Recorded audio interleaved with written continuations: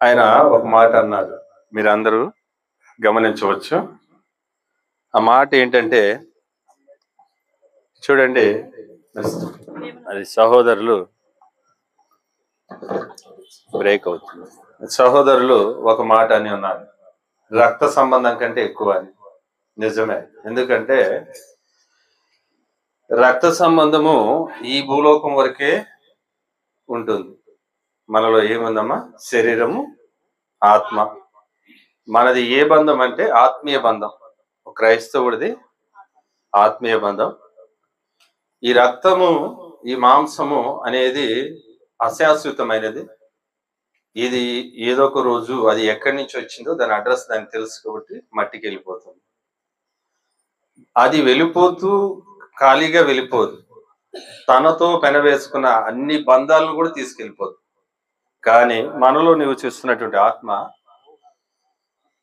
అది ఎక్కడి నుంచి వచ్చిందో అక్కడికి వెళ్ళిపోవాలి. కనుక మరి సహోదరుడు చెప్పినట్లుగా ఈ బంధము కేవలం రక్త సంబంధం కాదు, కానీ జీవ సంబంధమైనది. మనలో నివసిస్తున్న ఆత్మలో ఏముందంటే జీవం ఉంది. ఈ జీవము నిత్యత్వాన్ని మరి అది కోరుకుంటుంది. ఎందుకంటే అది నిత్యత్వం నుంచి వచ్చింది కాబట్టి నిత్యత్వం మరలా తిరిగి వెళ్ళాలి. కానీ ఇది అదృశ్యమైనది, ఈ శరీరం దృశ్యమైనది. కనుక ముందుగా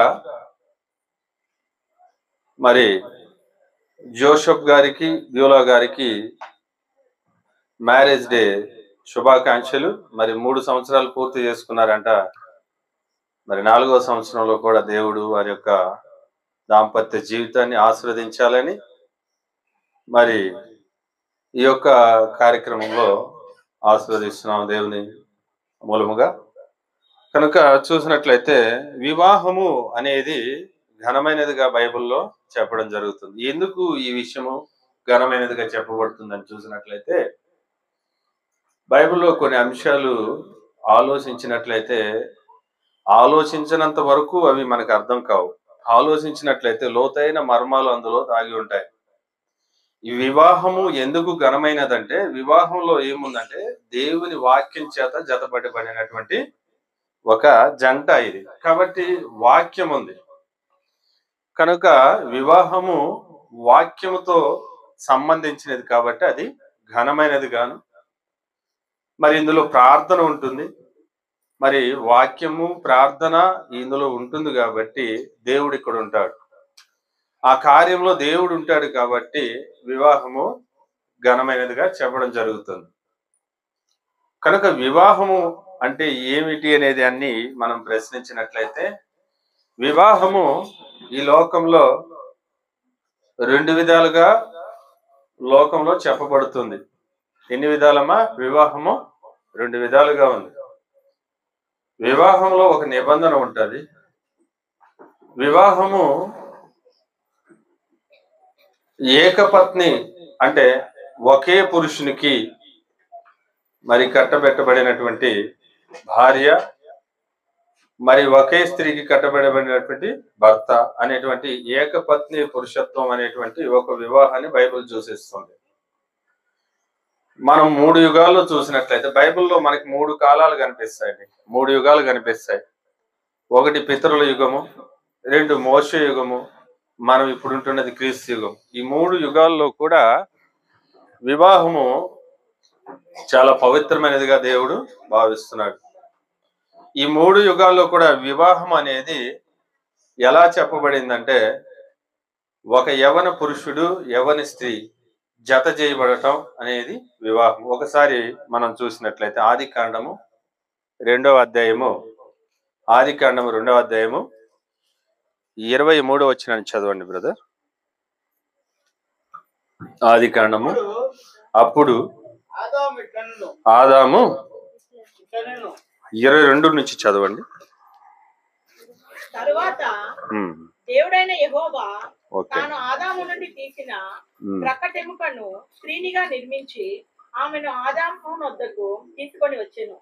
అప్పుడు ఆదాము ఇట్లనెను, నా ఎముకలలో ఒక ఎముక, నా మాంసములో మాంసము, ఇది నరునిలో నుండి తీయబడను గనుక నారి అనబడును. చాలమ్మా, ఇక్కడ చూడండి. ఇక్కడ స్త్రీని నరుని దగ్గరికి తీసుకుని వచ్చింది ఎవరండి ఇక్కడ? దేవుడు. అంటే ఆయన చేత అప్పగింపబడుతుంది ఒక స్త్రీ ఒక పురుషునికి. అందుకే మనము బైబిల్ గ్రంథంలో చూడండి, తరువాత దేవుడైన యెహోవా తాను ఆదాము నుండి తీసిన ప్రక్కటెముకను స్త్రీనిగా నిర్మించి ఆమెను ఆదాము నొద్దకు తీసుకుని వచ్చెను అని చెప్పడం జరుగుతుంది. ఆదాము నొద్దకు తీసుకుని వచ్చిన ఆ స్త్రీని గ్రంథంలో మరి కొన్ని విధాలుగా వివరించడం జరిగింది. ఒక చోట అయితే సామెతల గ్రంథంలోనే ఒక మాట ఉంటుంది. సామెతల గ్రంథంలో ఈ దేవుడు అప్పగించే స్త్రీని పురుషునికి ఏ విధంగా వర్ణిస్తున్నాడో చూసినట్లయితే సామెతల గ్రంథము 18వ అధ్యాయము 22వ వచనం చదవండి. అక్కడ ఏమి చెప్పబడుతుందో, భార్య దొరికిన వారికి మేలు దొరికెను, అట్టివాడు యెహోవా వలన అనుగ్రహము పొందినవాడు. అనగా ఈ యెహోవా దేవుడు నరుని ప్రక్కటెముకలో నుంచి తీసుకువచ్చినటువంటి ఆ స్త్రీని నరుని దగ్గరికి తీసుకుని వచ్చిన తర్వాత ఆమె అతనికి ఏమై ఉన్నదని చెప్తున్నాడు అంటే మేలు అని చెప్తున్నాడు. భార్య ఒక భర్తకు మరి మేలుగా చెప్పడం జరుగుతుంది, ఒక అనుగ్రహంగా చెప్పడం జరుగుతుంది. మరి అక్కడే మరి 19వ వచనం 19వ అధ్యాయం 14వ వచనం చూడండి. సామెతల గ్రంథంలో గృహమును విత్తమును పితరులు ఇచ్చిన చూడండి, ఇక్కడ మనకి ఇచ్చినటువంటి ఈ గృహము కానీ విత్తము ఐశ్వర్యము కానీ అంటే రిచ్నెస్ ఇది కానీ ఇది మనకి ఎవరు ఇచ్చారండి? మన పితరుల ద్వారా స్వాస్థ్యంగా పొందామంట. కానీ భార్య అలా పొందడం అంట. అక్కడ చూడండి ఇంకో మాట. అవును, సుబుద్ధి గల భార్య యెహోవా యొక్క దానం. ఇక్కడ 3 మాటలు చూసాం. దేవుడు నరుని దగ్గరికి తీసుకుని వచ్చిన స్త్రీని ముందు ఆమెకు మేలు, ఆమె ద్వారా నరునికి మేలు జరుగుతుంది, దేవుని అనుగ్రహం ఉండబోతుందని చెప్తున్నాడు. ఇక్కడ ఆయన ఇచ్చిన దానంగా చెప్పడం జరుగుతుంది. నువ్వు ఈ లోకంలో తల్లిదండ్రుల నుంచి ఎన్నో దానాలు పొందవచ్చు. గృహదానం, మరి రిచ్నెస్ అనేది సంపదను కూడా మనం తల్లిదండ్రుల నుంచి పొందవచ్చు. కానీ భార్య అనేటువంటిది భర్తకు ఒక దానం లాంటిదని చెప్పడం జరుగుతుంది ప్రియులారా. మరి ఇంకొక చోట ఇదే భార్యను ఒక పురుషునికి ఏ విధంగా దేవుడు హెచ్చరించి అంటే చెప్తున్నాడు అంటే జ్ఞాపకం చేస్తున్నాడు అంటే చూసినట్లయితే సామెతల గ్రంథం 31:10వ వచనంలో మనం చదివినట్లయితే గుణవతి అయిన భార్య దొరుకుట అరుదు, అట్టిది ముత్యముల కంటే అమూల్యమైనది అని చెప్పడం జరుగుతుంది. కనుక ప్రియులరా, మనం గమనించినట్లయితే ఒక పురుషునికి భార్య దొరకటం ఎన్నో మేలుకరమైన విషయాలతో కూడుకున్నది, మరి ఆయన అనుగ్రహంతో కూడుకున్నది. మరి ఇంకా చూసినట్లయితే ఆయన ఇచ్చినటువంటి దానంగా మనం చూసాం. మరి ఇంకా ఆయన ఏమంటున్నాడు అంటే ఇక్కడ ఏమని చెప్పాడండి? ఇక్కడ 31వ వచనంలో 31వ అధ్యాయం 10వ వచనంలో చూడండి, గుణవతి అయిన భార్య దొరుకుట అరుదు, అట్టిది ముత్యముల కంటే అమూల్యమైనదిగా చెప్పడం జరుగుతుంది. కాబట్టి ప్రియులారా, భార్యను భర్తకు ఎంత గొప్ప బహుమానాలుగా చెప్తున్నాడంటే మరి ఆ భర్త అనుకోవచ్చు, నేను భార్యకి మరి ఏమి కానా అనుకోవచ్చు. ఇస్తుంది ఎవరికి? నీకే కదా. దేవుడిచ్చిన ఆ బహుమానాలని మీకే కదా, అది గమనించుకోవాలి. కనుక ఈ భార్య ఈ భర్తలు అనేటువంటి విషయాన్ని దేవుడు ఆదిలోనే జత చేస్తున్నాడు. ఆ జత చేసే ఆ యొక్క కార్యము జరగక ముందు దేవుడు ఒక ఆలోచన కలిగి ఉన్నాడు. మన ఇంట్లో మరి యవన పురుషులు యవన స్త్రీలు ఉంటారు. అంటే పెళ్లిడికి వచ్చిన కుమారుడు కావచ్చు, మరి పెళ్లిడికి వచ్చినటువంటి కుమార్తె కావచ్చు, ఆ తల్లిదండ్రులకు ఉండేటువంటి దాన్ని మనం ఏమంటున్నాం అంటే చింత అంటాం. అవునండి, ఆ తల్లిదండ్రులకు ఏముంటుంది? పిల్లల పట్ల చింత ఉంటుంది. బిడ్డ పుట్టినప్పటి నుండి ఒక చింత, అది ప్రత్యేకంగా అమ్మాయి అయి ఉంటే ఇంకా ఎక్కువ చింత ఉంటుందండి. ఎందుకంటే ఆ అమ్మాయిని చదివించాలి, చదివించిన తర్వాత చాలా మంది పిల్లలు ఉద్యోగాలు చేయించాలని చాలా మంది తల్లిదండ్రులు ఆలోచిస్తూ ఉంటారు. కానీ ఈ యొక్క నా బిడ్డను ఒక మంచి ఉద్యోగస్తుడికి ఇవ్వాలి, ఈమెకి మరి కొంత ఆస్తిని సమకూర్చాలి, ఈమెకి కొంత కట్న కానుకలు సమకూర్చాలి అనేటువంటి ఆలోచన కలిగి ఉంటారు. అటువంటి చింత మరి దేవునికి లేదా? ఇప్పుడు ఒక శరీర సంబంధమైనటువంటి తల్లిదండ్రులు తన బిడ్డల గురించి చింతిస్తున్నారు. మరి దేవునికి అటువంటి చింత ఉంటుందా ఉండదా? ఉంటుంది. ఎందుకు? ఎలా చెప్పగలం ఆయనకి ఆ చింత ఉందని? స్త్రీ పట్ల గాని పురుషుని పట్ల ఆ చింత ఉందని మనం ఎలా గమనించగలం అంటే, అదే ఆదికాండము 18 వచనాన్ని ఒకసారి చదవండి. ఆదికాండము 18 వచనం. దేవుడైన యెహోవా మరియు దేవుడైన యెహోవా నరుడు నరుడు ఒంటరిగా ఉండుట మంచిది కాదు. సాటి అయిన సహాయము అది విషయం. అంటే దేవుడు నీ పట్ల చింత కలిగి ఉన్నాడు. నరుడు ఒంటరిగా ఉండుట మంచిది కాదు అని చెప్తున్నాడు. నరుడు ఒంటరిగా ఉండుట మంచిది కాదు అని ఆయన చెప్తున్నాడు అంటే ఏదో కీడు ఉందని అర్థం. నరునికి ఒంటరిగా ఉండటం వలన ఎన్నో ప్రమాదాలు పొంచి ఉన్నాయని, లేకపోతే ఏదో ఆయన కోల్పోతాడనేటువంటి విషయాన్ని దేవుడు జ్ఞాపకం చేస్తున్నాడు. మరి ఒంటరితనం నుంచి ఆయనకి ఒక సహాయాన్ని ఇవ్వాలనుకుంటున్నాడు. అంటే సహాయం కూడా సాటి అయిన సహాయం. సాటి అయిన సహాయం అంటే ఆయనతో కలిసి నివసించేటువంటి సహాయాన్ని ఆయన ఇవ్వాలనుకుంటున్నాడు. మరి చూడండి, నరుడు ఒంటరిగా ఉంటే ఏమి జరగవచ్చు? నరుడు ఒంటరిగా ఉంటే ఆ యొక్క ఒంటరితనంలో తనకు ఎమోషన్స్ ఉంటాయి. ఆ ఎమోషన్స్ ను పంచుకోలేడు ఎవరితో. మరి భూమి మీద ఆనాడు చూసినట్లయితే సకల జీవరాశులను ఆయన జతల జతలుగా సృష్టించున్నాడు.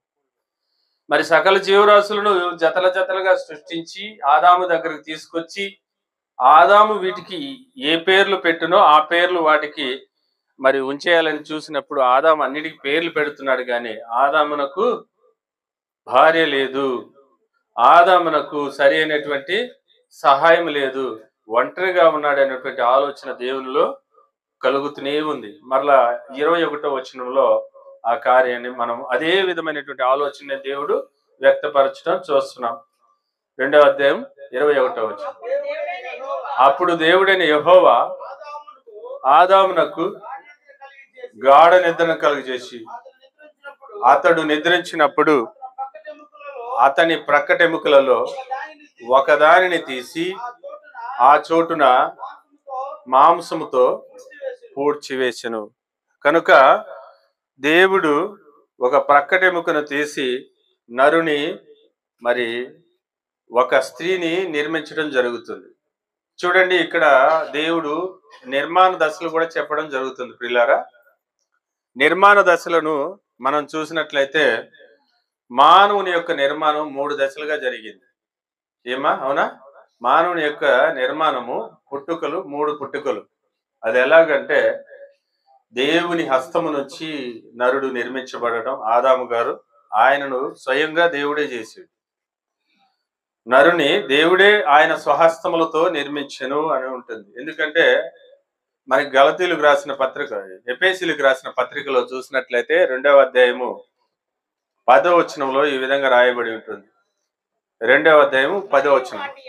మరియు వాటి యందు మనము నడుచుకొనవలెనని దేవుడు ముందుగా సిద్ధపరిచిన సత్క్రియలను చేయుటకై మనము క్రీస్తు యేసునందు సృష్టింపబడిన వారమై ఆయన చేసిన పని అయి ఉన్నాం. అంటే ఆయన కొన్నిటిని సృజించాడు. అంటే నోటి మాటతోనే సృజించాడు. ఆకాశములను, మరి వెలుతురును, మరి సమస్తమైనటువంటి సృష్టిని ఆయన నోటి మాటతో కలుగజేశాడు. కానీ మ్యాజికల్ గా, కానీ నరుని అలా నిర్మించలేదు, అలా కలుగు చేయలేదు.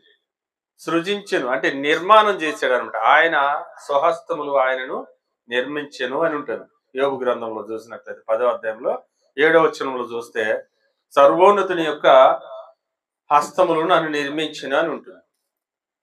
మరి మొట్టమొదటి నిర్మాణము మనం చూసినట్లయితే దేవుని స్వహస్తములతో నిర్మించబడినటువంటి మనిషి. మరి రెండవ నిర్మాణము, రెండవ పుట్టుక ఎక్కడి నుండి జరుగుతుందంటే నరుని నుండి స్త్రీని తీస్తున్నాడు. చూడండి ఎంత విచిత్రమో. నరుని దేవుడు చేశాడు, మరలా దేవుడు నరుని నుండి స్త్రీని తీస్తున్నాడు. ఎందుకంటే వీరిద్దరూ అన్యోన్యంగా ఉండాలనేటువంటి ఆలోచనతో వీరిద్దరూ ఒకరిని ఒకరు హత్తుకొని ఉండాలి జీవితంలో. మరి తన తల్లిని తండ్రిని మర్చి కూడా వారి యొక్క జీవితం కొనసాగాలనేటువంటి ఉద్దేశంతో చేస్తున్నాడు. మరి మూడవ నిర్మాణం ఎక్కడ జరిగిందంటే చూడండి, కీర్తనల గ్రంథము చూడండి అమ్మా, కీర్తనల గ్రంథము 139వ అధ్యాయము 13వ వచనము. కీర్తనల గ్రంథము 139వ అధ్యాయం 13వ వచనాన్ని చదవండి. నా అంతరింద్రియములను నీవే కలుగు చేసితివి, నా తల్లి గర్భమునందు. అంటే ఇక్కడ నిర్మాణం ఎక్కడి నుండి మొదలవుతుంది? మరలా తల్లి గర్భము నుండి. కాబట్టి మానవ నిర్మాణం 3 దశలుగా జరిగింది. ఈ 3 దశలలో కూడా మనిషి ఈ భూమి మీద ప్రవేశిస్తూ ఉన్నాడు. కానీ ఈ యొక్క క్రియ ఏదైతే చివర జరిగిందో, తల్లి గర్భంలో నీవే నన్ను కలుగు చేసేదని చెప్పాడో, అది ఈనాటికి కూడా జరుగుతూనే ఉంది. ఆ క్రియ జరిగేదానికి దేవుడు ముందుగా మనుషులందరినీ ఆశీర్వదించాడు. ఏమని ఆశీర్వదించాడంటే, ఆదికాండం 1వ అధ్యాయము 28వ వచనంలో అక్కడ చెప్పినట్లుగా మీరు ఫలించి, అక్కడ ఒక చక్కని మాట రాస్తుంది, మీరు ఫలించి చూడండి, దేవుడు వారిని ఆశీర్వదించి ఎట్లనగా మీరు ఫలించి అభివృద్ధి పొంది విస్తరించి భూమిని నిండించి. అది విషయం. అంటే దేవుని ఆశీర్వాదం చూడండి, స్టెప్ బై స్టెప్ గా ఉంది. మీరు ఫలించాలా అంటే ఫలదీకరణం చెందాల. సైన్స్ అక్కడనే పుట్టుకొచ్చింది అనమాట. ఫలదీకరణం చెందాల. ఆ ఫలదీకరణ సిస్టాన్ని మరి స్త్రీ యొక్క గర్భంలో పెట్టాడు. మరి మీరు ఫలించి మరి విస్తరించి అభివృద్ధి చెంది భూమి మీద విస్తరించి భూమిని లోపరుచుకోవాలి అనేటువంటిది ఆయన యొక్క ఆశీర్వాదం. మరి ఆ యొక్క ఆశీర్వాదం ప్రకారము జరగాలంటే, ఆ యొక్క ఆశీర్వాదంలో ఏముందంటే నరుడు వివాహం చేసుకోవాలి. ఈ ఆశీర్వాదాన్ని నెరవేర్చేదానికి నరునికి మరి 2 మార్గాలు కనిపిస్తుంటాయమ్మా. 1 దైవ నియమం ఉంది, 2 లోక నియమం ఉంది. లోకములో ఏముందంటే సాతానుడి యొక్క నియమం ఉంది. అందుకే ఈ దైవ నియమాన్ని దేవుడు జ్ఞాపకం చేసేదానికి కొన్ని మాటలు రాస్తున్నాడు. దేవోక్తి లేని ఎడల నరులు కట్టు లేక తిరుగుదురు అనేటువంటి వాక్యాన్ని రాసిపెట్టాడు. అంటే దేవోక్తి లేదనుకోండి, నరులు ఈ యొక్క జంతువులు ఎలా తిరుగుతాయి అలా తిరుగుతారు. కానీ నరులను అలా విడిచిపెట్టేదానికి దేవుడు ఆయనకి మనసు ఒప్పలేదు. ఆయనకు ఒక దేవోక్తినిచ్చి నరులు ఈ విధంగా ఈ భూమి మీద ఆశీర్వదించబడాలంటే వారి యొక్క క్రమమైన పద్ధతిలో వివాహం అనేటువంటి ఒక బంధం ద్వారా యవన పురుషుడు యవన స్త్రీని మరి జతపరిచి వారి ఇద్దరికి ఒక ప్రమోషన్ ఇచ్చాడు. ఏంటంటే భార్యాభర్తలు. మొట్టమొదటి ప్రమోషన్ ఏంటంటే భార్యాభర్తలుగా వాళ్ళని ప్రమోట్ చేశాడు. భార్యాభర్తలుగా ప్రమోట్ చేసిన తర్వాత నెక్స్ట్ ప్రమోషన్ ఏంటంటే తల్లిదండ్రులు. నెక్స్ట్ ప్రమోషన్ తల్లిదండ్రులు. మరి తల్లిదండ్రులుగా వారిని చేసి ఈ రోజు కూడా ఒక కుటుంబ వ్యవస్థను వాళ్ళకి ఇచ్చాడు.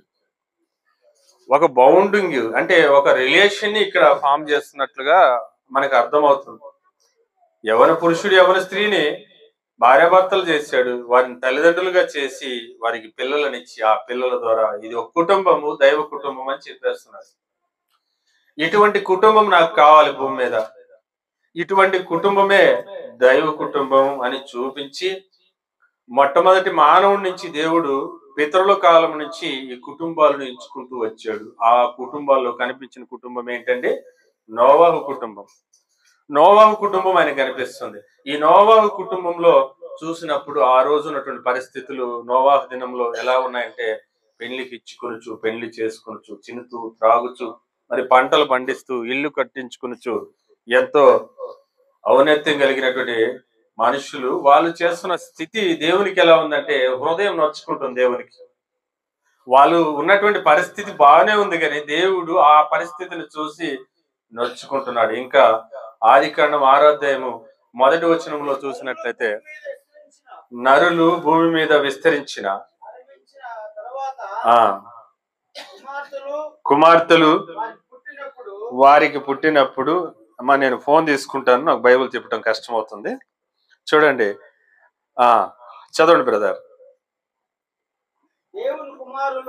దేవుని కుమారులు నరుల కుమార్తెలు చక్కని వారిని చూసి వారందరిలో తమ మనసుకు నచ్చిన స్త్రీలను వివాహము చేసుకునిరి. అంటే ఇక్కడ చూడండి, నరులు విస్తరిస్తూ వస్తూ వస్తూ వస్తూ వివాహ వ్యవస్థ చెడిపోయింది. ఇక్కడ ఏమండి, వివాహ వ్యవస్థ, దేవుని కుమారులు నరుల కుమార్తెలు చక్కని వారిని చూసి వారందరిలో తమ మనసుకు నచ్చిన స్త్రీలను వివాహం చేసుకునేది అనగా తమ ఇష్టం, నా ఇష్టం నా కష్టం. ఈరోజు చాలా మంది పిల్లలు తల్లిదండ్రుల దగ్గర మాట్లాడే మాట ఇదే, నా ఇష్టం నా కష్టం, నేను సంపాదించాను, నేను ఏదైనా చేయగలను. ఆ మాట ఎక్కడికి వెళ్ళిపోయిందంటే దేవుని దగ్గరకు కూడా వచ్చేసింది. దేవుడు ఎవరు? నేను సంపాదిస్తున్నాను, నేను తింటున్నాను, నేను చేస్తున్నాను, దేవుడు నాకేం చేసాడు అనేటువంటి వారు ఈ రోజు విస్తరించడానికి కారణం ఏంటంటే ఆ మాట కుటుంబంలోనే స్టార్ట్ అయింది అమ్మా.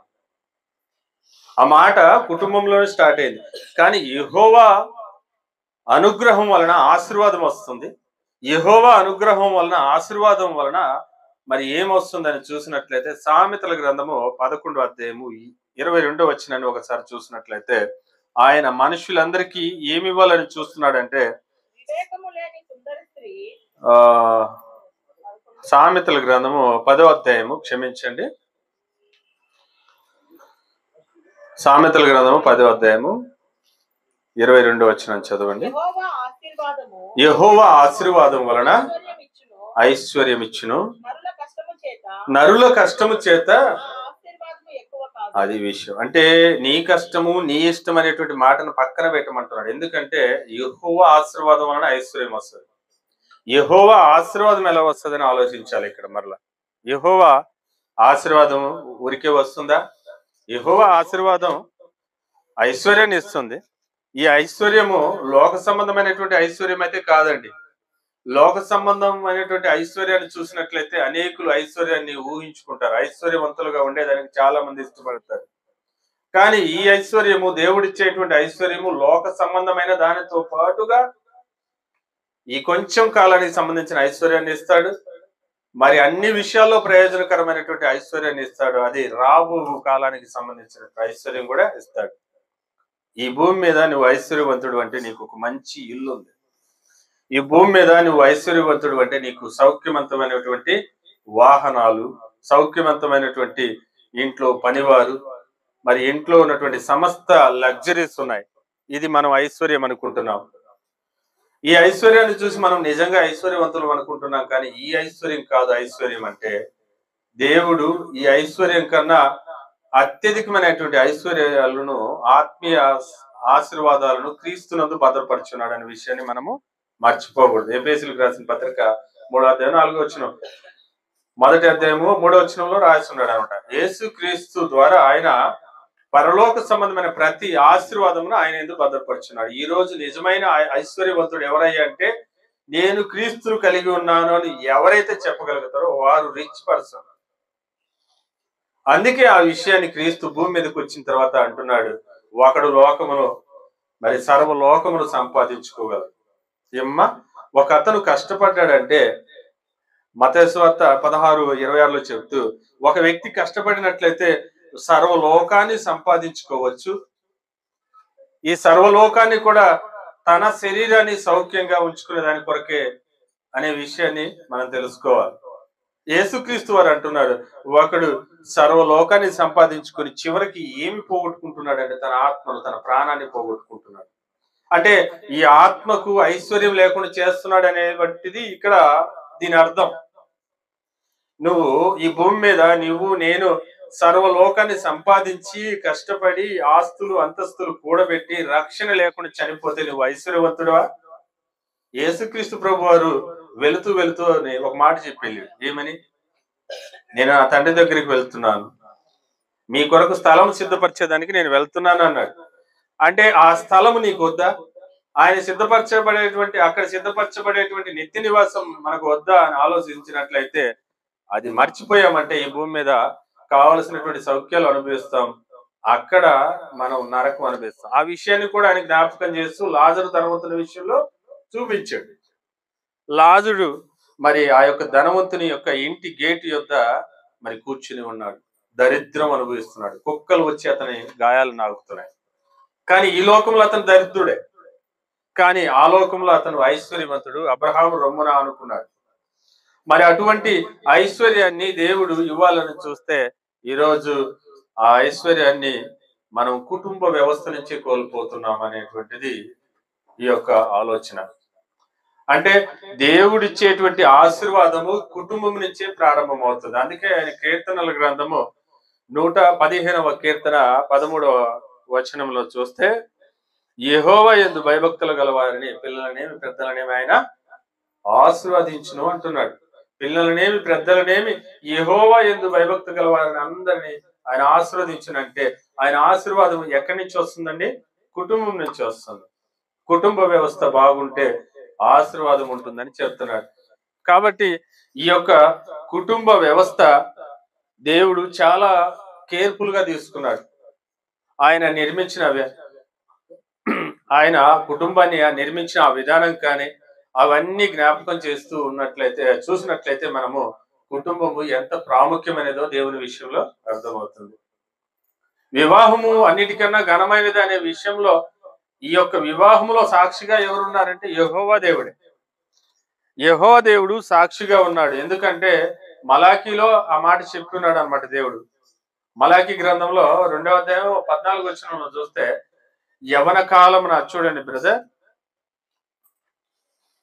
వివాహ వ్యవస్థను ఆయన ఎంత ఇంపార్టెన్స్ ఇస్తున్నాడో, మరి స్త్రీలకు ఆయన ఎంత ఇంపార్టెన్స్ ఇస్తున్నాడు అనే విషయాన్ని కూడా మనం గమనించవచ్చు. చూడండి, మలాకి గ్రంథము 2వ అధ్యాయము. అది ఎందుకని మీరు అడగగా, యవన కాలమందు నీవు పెండ్లి చేసుకుని అన్యాయముగా విసర్జించిన నీ భార్య పక్షమున యెహోవా సాక్షి ఆయను. ఒక భక్తుడు అంటున్నాడు, నేను బలిపీఠం మీద బలి అర్పించాను, నీకు కావాల్సినటువంటి అన్ని కూడా బహుమానాలు ఇస్తున్నాను, కానుకలు ఇస్తున్నాను, నీవు ఎందుకు స్వీకరించటం లేదు అని అడిగినప్పుడు, అది ఎందుకనగా మీరు అడుగుగా అంటే 13వ వచనంలో ఉంటుంది చూడండి. మరియు రెండవసారి మీరు అలాగూ చేదురు, యెహోవా బలిపీఠమును మీరు ఏడుపుతోనూ కన్నీళ్లతోనూ రోదనతోనూ తడుపుదురు. కాబట్టి ఆయన మీ నైవేద్యమును అంగీకరింపకయు తనకు అనుకూలము కాని అర్పణలు మీ చేత తీసుకునకయు ఉన్నాడు. అది ఎందుకని మీరు అడగగా, ఈయన ఎందుకు తీసుకోవడం లేదు దేవుడు ఈ యొక్క అర్పణలని మీరు అడగగా ఏమని చెప్తున్నాడంటే, దానికి కారణము యవన కాలమందు నీవు పెండ్లి చేసుకుని అన్యాయముగా విసర్జించిన నీ భార్య పక్షమున యెహోవా సాక్షి ఆయను. ఎంత సీరియస్నెస్ ఉందో చూడండి. వివాహం అనే విషయంలో దేవుడు ఎంత ఇన్వాల్వ్మెంట్ కలగజేసుకుంటున్నాడు. కాబట్టి ఎందుకు అంటే ఈ భూమి మీద ఒక మంచి కుటుంబాన్ని ఆయన తీసుకురావాలని చూస్తున్నాడు. ఆ కుటుంబంలో ఉండవలసినవి ప్రాముఖ్యమైన అంశాలు ఏంటంటే ప్రియులారా, ఒక 3 విషయాల్ని గమనించాలి మనం. విశ్వాసము, విధేయత, భయభక్తులు. దేవుని యందు భయభక్తులు. ఏ కుటుంబంలో అయితే విశ్వాసం ఉంటుందో, ఏ కుటుంబంలో అయితే అవిధేయత కాకుండా విధేయత ఉంటుందో, ఏ కుటుంబంలో అయితే మరి దేవుని యందు భయభక్తులు ఉంటాయో ఆ కుటుంబం గ్యారెంటీగా ఆశీర్వదించబడుతుంది. అటువంటి కుటుంబాలను దేవుడు సెలెక్ట్ చేసుకుంటూ వస్తున్నాడు. ఈ రోజు కూడా మరి సెలెక్ట్ చేస్తున్నాడు. మరి అటువంటి కుటుంబాలను ఆశీర్వదించేదానికి ఈ బాధ్యతను సాటి అయిన సహాయముగా ఇచ్చినటువంటి భార్య ద్వారా జతపరిచి ఆ కుటుంబ వ్యవస్థలో వారిద్దరూ కలిసి అటువంటి కుటుంబాలను, అనేక కుటుంబాలను తయారు చేయాలని ఆ కుటుంబాలకు మరి కొన్ని నియమాలను ఇస్తున్నాడు దేవుడు. ఆ నియమాలను ఏంటో ఒక 5 నియమాలు ఉన్నాయి. అవి చదివి మనము ముందుకు ఈ యొక్క కార్యక్రమాన్ని ముగించుకునేదాన్ని ప్రయత్నిస్తాం. మరి కుటుంబ వ్యవస్థ బాగుండాలంటే ముఖ్యంగా మనం తల్లిదండ్రులు బాగుంటే సరిపోదండి, పిల్లలు కూడా అందులో బాగుండాలి. అవిశ్వాసి అయినటువంటి భర్త ఉండొచ్చు, విశ్వాసులైన భార్య ద్వారా అతను మార్చబడవచ్చు. మరి విశ్వాసురాలైనటువంటి భార్య ఉండొచ్చు, అవిశ్వాసి అయిన భర్త ఉండొచ్చు. వారిద్దరూ కలిసి ఉండటం ద్వారా వారి యొక్క పిల్లలు చెడిపోరంట. వారు ఇప్పుడైతే పవిత్రులు అని కొరింథీయులకు రాసిన మొదటి పత్రిక 7వ అధ్యాయం 13వ వచనంలో చెప్పడం జరిగింది. ఏమంటుంది అక్కడ చూడండి, ఇప్పుడైతే వారు పవిత్రులు. చదవండి బ్రదర్. మరియు ఏ స్త్రీకైనను అవిశ్వాసమైన భర్తయుండి ఆమెతో కాపురము చేయు ఇష్టపడిన ఎడల ఆమె అతనిని పరిత్యజించకూడదంటే విడాకులు తీసుకోవచ్చు. ఎందుకంటే ఆయన నీతో కలిసి ఉంటానంటున్నాడు, కానీ చర్చికి రానంటున్నాడు. ఆయనకు విశ్వాసం లేదు. ప్రేయర్కి రావడం, లేకపోతే ఇది నీలాగా ప్రార్థనతో పోరాడటం నాకు ఇష్టం లేదు అంటున్నాడు. అతనిలో ఆ యొక్క అవిశ్వాసం ఉంది, కానీ నీలో విశ్వాసం ఉంది. నీ విశ్వాసం ఏం చేయాలంటే ఆ అవిశ్వాసిని కాస్త విశ్వాసిగా మార్చాలి. ఇంకా చదవండి. చూడండి, అవిశ్వాసి అయిన భర్త భార్యను బట్టి పరిశుద్ధపరచబడను, విశ్వాసురాలైన భార్య విశ్వాసి అయిన భర్తను బట్టి పరిశుద్ధపరచబడను. లేని ఎడల మీ పిల్లలు అపవిత్రులయ్యుందురు. ఇదేంటంట? ఇప్పుడైతే వారు పవిత్రులు అంటే దేవుని దృష్టిలో కుటుంబాన్ని ఎందుకు కాపాడుతూ వస్తున్నాడంటే పిల్లలు అపవిత్రులు అయిపోతారు. కుటుంబ వ్యవస్థ లేకపోతే పిల్లలు చెడిపోతారు. ఇప్పుడైతే వారు పవిత్రులు. అందుకే క్రీస్తు అంటున్నాడు, చిన్న పిల్లలు నా యొద్దకు రానివ్వండి అంటున్నాడు. వారు పవిత్రులు. అటువంటి వారిదే పరలోక రాజ్యం అంటున్నాడు అనమాట. కాబట్టి ఈ కుటుంబ వ్యవస్థను ఆయన బాగుపరిచే ఆ యొక్క విధానంలో చూసినట్లయితే తల్లిదండ్రుల ఇద్దరి పాత్ర పిల్లల పెంపకం మీద ఉంది అని అర్థమవుతుంది. వారిద్దరూ కలిసి పెంపకం చేసినట్లయితే, విశ్వాస సంబంధమైన కుటుంబంగా మారినట్లయితే ఆ పిల్లలు ఆశీర్వాదానికి వారసులు అవుతారని చెప్పడం జరుగుతుంది. మరి ఆశీర్వాదానికి వారసులు అవ్వాలంటే ఆ పిల్లలను మరి పెంచే విధానం బైబిల్ చెప్తుంది. ఎలా పెంచాలి పిల్లలను అని చెప్తుంది అన్నమాట. మొట్టమొదటి ఒక పాయింట్ చూసినట్లయితే ఎఫెసీయులకు రాసిన పత్రిక 6వ అధ్యాయం 4వ వచనంలో పిల్లలను ఎలా పెంచాలి?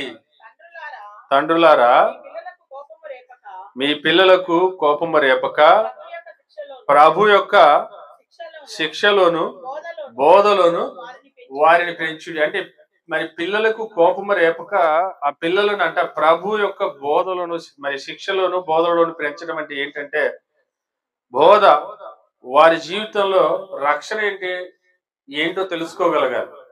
రక్షించబడిన మనము పరలోకానికి వెళ్తామనేటువంటి విషయాన్ని గ్రహించాలి. కనుక చూడండి, పిల్లలను మనం ఎలా పెంచాలంట? ఏమా ఇబ్బంది ఉందా, ప్రాబ్లమా?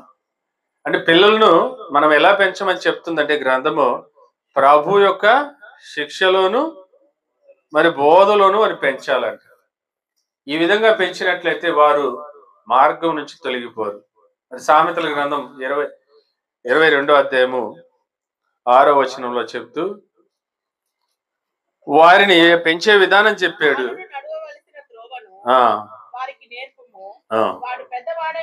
వాడు పెద్దవాడైనప్పుడు వాటి నుండి అంటే ఇక్కడ నేర్పించమంటున్నారు. అంటే పెంచే పెంపకాన్ని గురించి మరి గ్రంథం చెప్తుంది. వారికి నేర్పించే పద్ధతిని కూడా చెప్తుంది. అంటే బాలుడు నడవవలసినటువంటి త్రోవను వానికి నేర్పవలసిన అవసరత ఉంది. ఎందుకంటే మనం చూసినట్లయితే పిల్లలు అప్పుడే అడుగులు వేసేటువంటి పిల్లలు ఏం చేస్తుంటారయ్యా అంటే తప్పటి అడుగులు వేస్తూ ఉంటారు. వారికి సరిగా ఆ మార్గాన్ని చూపించకపోతే మార్గం చెడిపోయేటువంటి అవకాశం ఉంది. ప్రియులారా, మరి పెంచడం ఎలాగో చెప్పారు, ఏదో నేర్పించమంటున్నారు. అదేంటంటే మార్గాన్ని నేర్పించమన్నారు. మరి ఇంకొకటి స్మరణకు తీసుకురావాలి. ప్రతినిత్యము నీ బిడ్డలకు ఒక స్మరణను తీసుకొని రావాలి. అదేంటంటే ప్రసంగి గ్రంథం 12వ అధ్యాయంలో చెప్పబడినట్లుగా 2వ వచనంలో మరి చూడండి, అక్కడ ప్రసంగి గ్రంథం 12వ అధ్యాయము 2వ వచనం సూర్యచంద్ర నక్షత్రములకును చీకటి కమ్మక ముందే వాన వెలిసిన తర్వాత మేఘములు మరలా రాకముందే నీ బాల్య దినములందే. కాబట్టి బాలులకు ఎప్పటి నుండి మనం సృష్టికర్తల స్మరణకు తీసుకురావాలంటే బాల్య దినములను. ఎందుకని మనము సృష్టికర్తను స్మరణకు తీసుకురాకపోయామంటే వారు సృష్టిని పూజించడం మొదలు పెడతారు. నీ బాల్య దినములో నుండే ఈ సృష్టిలో దేవుడు లేడు. సృష్టికి అతీతంగా, కాలానికి అతీతంగా దేవుడు ఉన్నాడు. ఆయన ఒకవేళ ఈ కాలంలోనే నీతో పాటు ఉంటే ఆయనకు కూడా మరణం ఉండేది, జననం ఉండేది. కానీ ఆయన ఈ కాలానికి అతీతుడుగా ఉన్నాడు అనే విషయాన్ని ఆయనకి మనం ఆ బిడ్డకి బాల్య దినములలోని స్మరణకు తీసుకురావాలి. మరి ఈ సృష్టిలో ఉన్నటువంటి ఏ చెట్టులోనో, ఈ సృష్టిలో ఉన్నటువంటి ఏ రాయిలోనో ఆయన లేడు. మరి ఆకాశంలో ఉన్నటువంటి చంద్రుల్లోనో, మరి సూర్యుల్లోనో ఆయన లేడు అనేటువంటి విషయాన్ని మనం చెప్పినట్లయితే, బాలుడు పెద్దవాడైన తర్వాత సృష్టిని పూజించాడు. కాబట్టి ఇది 3వ నియమము. మరి 4వ నియమాన్ని చూసినట్లయితే, మనము వారు వెరిగేలాగా చేయాలంట. కొన్ని విషయాలు ఎప్పుడు ఎరిగే ఉండాలంట. ఆ విషయాలు ఏంటో చూసినట్లయితే, తిమోతికి రాసిన 2వ పత్రిక 3వ అధ్యాయం 14 వచనం చదవండి ప్రియులారా. తిమోతికి రాసిన 2వ పత్రిక 3వ అధ్యాయం 14 వచనం. క్రీస్తు యేసునందు ఉంచవలసిన విశ్వాసము ద్వారా రక్షణార్థమైన జ్ఞానము మీకు కలిగించుటకు శక్తిగల పరిశుద్ధ లేఖనములను బాల్యము నుండి నీవు ఎరుగుదువు కదా. చూడండి, ఇక్కడ మరి కొన్ని ఆత్మలను రక్షించేదానికి రక్షణార్థమైనటువంటి జ్ఞానము అవసరం. ఆ జ్ఞానాన్ని నీవు బాల్య దినముల నుండి నీ బిడ్డలకు అందించాలని దైవ గ్రంథం చెప్తుంది ప్రియులారా. కనుక పిల్లలకు ఈ విధమైనటువంటి విధానాన్ని మనము అలవాటు చేయడం ద్వారా వారు ఆశీర్వాదానికి వారసులు అవుతారు అనేటువంటిది మన యొక్క ఉద్దేశమై ఉన్నది, దేవుని యొక్క ఉద్దేశమైనది. మరి ఇంకా కొన్ని విషయాలను అభ్యసింపజేయాలంట. ఏం బ్రదర్? మరి కొన్ని విషయాలను అభ్యసింపచేయాలి. ఏమి అభ్యసింపచేయాలయ్యా అంటే, ఆ విషయాన్ని కూడా దేవుడు గ్రంథపూర్వకంగా రాయించున్నాడు. ద్వితీయోపదేశ కాండంలో ఈ విధంగా ఆయన చెప్పడం జరిగింది. మన పిల్లలకు ఏమి అభ్యసింపజేయాలి నిత్యం అంటే, ద్వితీయోపదేశ కాండం 6వ అధ్యాయం 4వ వచనంలో చూస్తే, ఇజ్రాయేలు వినుము, మన దేవుడైన యెహోవా అద్వితీయుడగు యెహోవా నీ పూర్ణ హృదయముతోను, నీ పూర్ణ ఆత్మతోను, నీ పూర్ణ శక్తితోను నీ దేవుడైన యెహోవాను ప్రేమింపవలను. నేడు నేను నీకు ఆజ్ఞాపించి ఈ మాటలను నీ హృదయంలో ఉండవలను. నీవు నీ కుమారులకు వాటిని అభ్యసింపజేసి నీ ఇంట కూర్చుండునప్పుడును, త్రోవ నడిచినప్పుడును, పడుకొనున్నప్పుడును, లేచినప్పుడును వాటిని గురించి మాట్లాడవలను. సూచనగా వాటిని చేతికి కట్టుకునవలను. అవి నీ కనులకు నడుమ బాస్కుల వలె ఉండవలను. నీ ఇంటి ద్వార బంధముల మీద, నీ గౌనుల మీద వాటిని రాయవలను. అంటే ఈ విషయాలన్నీ అభ్యసింపజేయాలండి. ఒక దైవ కుటుంబంగా పిల్లలకు మనము అభ్యసించవలసింది ఏంటంటే, మొట్టమొదటిగా దేవుని ప్రేమించడం మనం నేర్చుకోవాలి తల్లిదండ్రులుగా. నీవు ప్రేమించడం నేర్చుకున్నటువంటి ఆ దేవుని నీ పిల్లలకు పరిచయం చేయమంటున్నాడు. నీ పిల్లలకి ఎలా పరిచయం చేయమంటున్నాడు? మరి కూర్చున్నా, పడుకున్నా, నిలబడ్డా, లేచినా, చాలా మందికి మరి పిల్లలకు కథలు చెప్పే అలవాటు ఉంటుంది. కానీ ఇక్కడ క్రైస్తవునికి దేవుడు ఏమని చెప్తున్నాడంటే, మనము ఎన్నో కథలుగా చెప్పాలంటే బైబిల్నే చెప్పి అభ్యసింప చేయొచ్చు అనేటువంటి మాటను ఇక్కడ మనం గమనించవచ్చు. చివరగా ఒక కుటుంబాన్ని ఆశీర్వాదంలోకి తీసుకెళ్లేటువంటి ఒక మాటను దేవుడు రాయించున్నాడు. ఆ మాటను చదివి మనము ఈ యొక్క వాక్య భాగాన్ని ముగించుకుందాం. సామెతల గ్రంథము 3వ అధ్యాయము 1-2 వచనాలు చూస్తే, నా కుమారుడా, నా ఉపదేశమును మరొకము, నా ఆజ్ఞలను హృదయపూర్వకంగా గైకొనుము. అవి దీర్ఘాయువును, సుఖజీవనంతో గడుచు సంవత్సరములను, శాంతిని నీకు కలుగజేయును. కాబట్టి ఇక్కడ చూసినట్లయితే నా కుమారుడా అని పిలుస్తున్నాడు. నా ఉపదేశమును మరొకము, నా ఆజ్ఞలను హృదయపూర్వకముగా గైకొనుము. హృదయపూర్వకంగా వాక్యమును గైకొనినట్లయితే ఆజ్ఞలను నీవు ఎప్పటికీ మర్చిపోవని అర్థం. ఆ విధంగా నీవు దాచుకున్నట్లయితే అవి నీకు ఇచ్చేటువంటి బహుమానాలు, ఇక్కడ 3 బహుమానాలు రాయబడి ఉన్నాయి ఆశీర్వాదంగా. అవేంటంటే దీర్ఘాయువును. దేవుడు ఏదైతే నీకు దీర్ఘాయువుని ఇచ్చాడు, 70 సంవత్సరాలు అధిక బలముని ఎడల 80 సంవత్సరాలు అని చెప్తున్నాడు. ఆ దీర్ఘాయువును నీవు పొందుకుంటావు. మొట్టమొదటి యొక్క ఆశీర్వాదం. మరి ఆ యొక్క దీర్ఘాయువును పొందుకున్నటువంటి నీవంట సుఖ జీవముతో గడుపు సంవత్సరములను.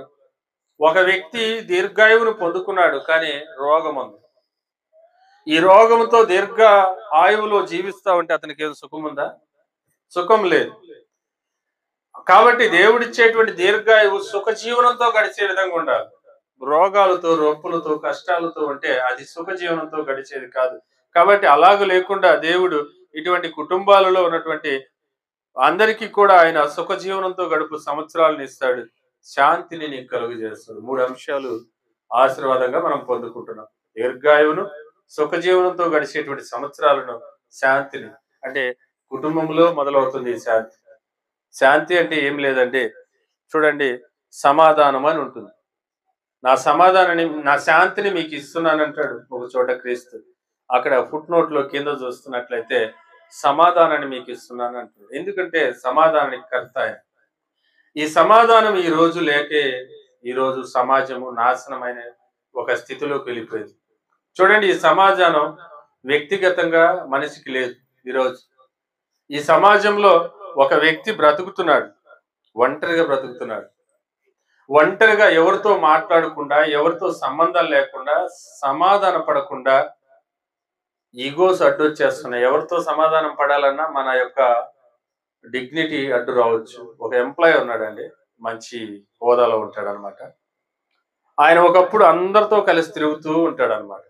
ఎందుకంటే అతనికి ప్రమోషన్ లేనప్పుడు స్టాఫ్ అందరితో కలిసి పనిచేసాడు. ఆయనకు ఒక ప్రమోషన్ వచ్చింది. ఆయన ప్రమోషన్ వచ్చిన తర్వాత పైకి వెళ్ళిపోయాడు, అప్పర్ స్టేజ్ లోకి వెళ్ళిపోయాడు. అక్కడ అతనికి డిగ్నిటీ పెరిగింది, ఈగో వచ్చేసి. ఒకప్పుడు తను పలకరించినటువంటి స్నేహితుల్ని ఇప్పుడు పలకరించాలంటే వాళ్ళు నాకు ఎక్కడ ఆ రెస్పెక్ట్ ఇవ్వరో అని వాళ్ళతో దూరంగా ఉండడం మొదలు పెడుతున్నాడు. అనగా ఇక్కడ సమాధానం కలిగి ఉన్నాడా అంటే ఆ వ్యక్తి సమాధానాన్ని కోల్పోయాడు. కుటుంబంలో సమాధానము రాకముందే ఆ వ్యక్తి బయటే సమాధానాన్ని కోల్పోయాడు. ఆ సమాధానాన్ని కోల్పోయిన వ్యక్తి కుటుంబంలో ప్రవేశించిన తర్వాత తన భార్యతో మరి అతను సమాధానాన్ని కోల్పోతాడు. మరి ఆ భార్య సమాధానం లేనటువంటి భర్తతో ఆమె కూడా దాన్ని కోల్పోతుంది. వీరిద్దరి మధ్య గొడవలు మొదలైనప్పుడు ఆ గొడవలు కుటుంబంలో పిల్లల యొక్క జీవితం మీద పడడం జరుగుతుంది. ఈ కుటుంబంలోని పిల్లలు మరి అప్పటి వరకు పవిత్రులుగా ఉన్నవారు తల్లిదండ్రులు ప్రేమను నోచుకోలేక క్రూరులుగాను అపవిత్రులుగాను మారుతున్నారు, ద్వేషకులుగాను మారుతారు. ఇటువంటి వారిని మనం లోకంలోనికి పంపించినట్లయితే హానికరము. కాబట్టి ప్రియులారా, సమాధానం ఈరోజు వ్యక్తిగతంగా కోల్పోతున్నాం. అదే సమాధానాన్ని మనం కుటుంబంలో కోల్పోతున్నాం. ఆ కుటుంబం సమాధానం లేకపోవడం వలన సంఘంలోకి వచ్చి ఎవరితో వందనాలు కూడా చెప్పలేకపోతున్నాం, సంఘస్థులతో ప్రేమగా ప్రవర్తించలేకపోతున్నాం. ఈ సంఘంలో నేర్చుకోలేని వాడు సమాజంలో దాన్ని కొనసాగిస్తూ ప్రతి ఒక్కరితో వైరానికి గొడవలు దిగుతున్నాడు. ఈ సమాధానం లేనటువంటి సమాజం ఈరోజు ఒక దేశంగా మారింది. ఈ దేశం ఈరోజు ప్రపంచం సమాధానాన్ని కోల్పోయేటువంటి స్థితికి వెళ్ళిపోతుంది. అంటే వ్యవస్థ మారాలి. అందుకే ఒక చోట చక్కని మాటను దేవుడు రాసి పెట్టున్నాడు. యొక్క హెబ్రీయులకు రాసిన పత్రిక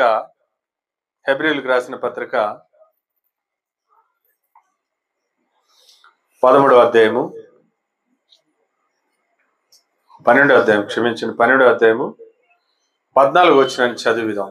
చూడండి, అందరితో సమాధానమును పరిశుద్ధతను కలిగి ఉండుటకు ప్రయత్నించాలమ్మా. ముందు ప్రయత్నిస్తేనే సమాధానం అనేది అలవాటు అవుతుంది. అందరితోనూ మరి అంట సమాధానమును పరిశుద్ధతను కలిగి ఉండుటకు ప్రయత్నించుడి, పరిశుద్ధత లేకుండా ఎవడును ప్రభువుని చూడడు. కాబట్టి పరిశుద్ధత అనేది మనకి రావాలంటే మనం సమాధానం కలిగి ఉండాలి. ఎందరితో? కొందరితోనేనా? కాదు, అందరితో. అందుకే ఆయన అంటున్నాడు, శక్యమైతే సమస్త జనులతో మీరు సమాధానము కలిగి ఉండుడి అంటున్నాడు. కాబట్టి సమాధానం లేకుండా పరిశుద్ధత లేదు, పరిశుద్ధత లేకుండా దేవుని చూడటం అనేది జరగదు. కనుక ఈరోజు ఇటువంటి సమాధానకరమైనటువంటి కుటుంబాలను, దేవుని చూసేటువంటి కుటుంబాలను ఇవ్వాలంటే ఇది తల్లిదండ్రుల మీద ఉంది. కాబట్టి అటువంటి కుటుంబాలను మనం ఇవ్వలేకపోతే సమాజంలో ఎటువంటి వారిని ఇస్తామంటే అవిశ్వాసులను పరిచయం చేస్తాం, అవిధేయులను మరి లోకానికి పరిచయం చేస్తాం, భక్తిహీనులను పాపులను మరి లోకానికి పరిచయం చేసిన వాళ్ళు అవుతాం. కనుక మనం అందరం కూడా కుటుంబ వ్యవస్థను సరిచేసేటువంటి వివాహ బంధాన్ని చక్కగా కొనసాగిస్తూ దేవుని యొక్క ఆశీర్వాదాలను పొందుకొని ముందుకు మరి కొనసాగాలని, నూతన వధువరులను ఆశీర్వదిస్తూ మరి దేవుడిచ్చినటువంటి ఈ సమయాన్ని, నాకు ఇచ్చినటువంటి సమయాన్ని మరి బట్టి దేవునికి స్తోత్రం చెల్లిస్తూ ఇంతవరకు వాక్యాన్ని ఓపికగా విన్నటువంటి మీ అందరికి కూడా క్రీస్తు నామములో నా వందనాలు.